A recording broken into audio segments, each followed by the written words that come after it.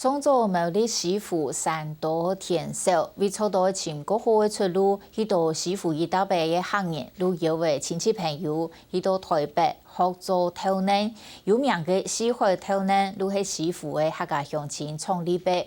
做头人是关衙门的势头哦，明日打造路的风潮，使得讲几年呢都无好了。不过同样的行业都坚持下来，无放弃，也按多年发展下来，特别是头人店，还变做行业匹配10种嘅生意。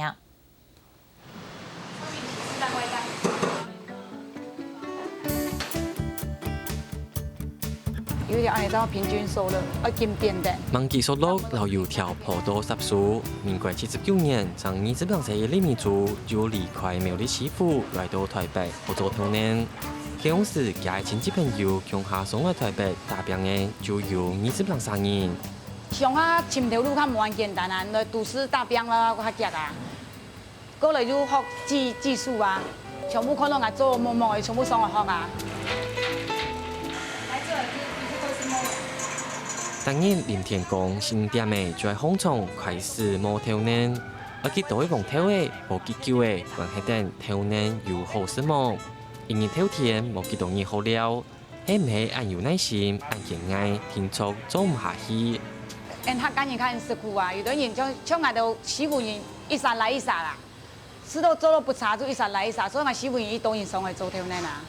按你台北人啊做唔起，像按你。做2、3點啊，行嘅佢較冇辦法，他人家都唔怕，唔敢吃苦嘅就一撒來一撒。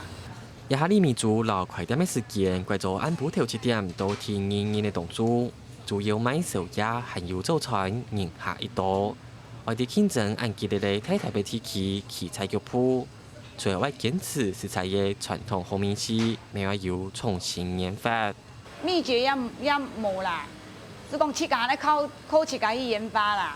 你說也產品人家，你那東西，這把產品冇賣咁多，也緊賣緊多，因為你要多樣化咩，條牌就比較單純，比較傳統，對，那就是基本那幾樣就是這樣。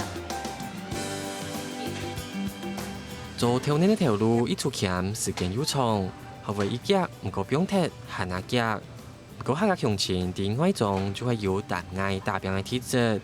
故做頭人愛用嘅平民小食，喺台北嘅路頭路面傳香嘅幾20年。客家新聞已經有製作，特別報道。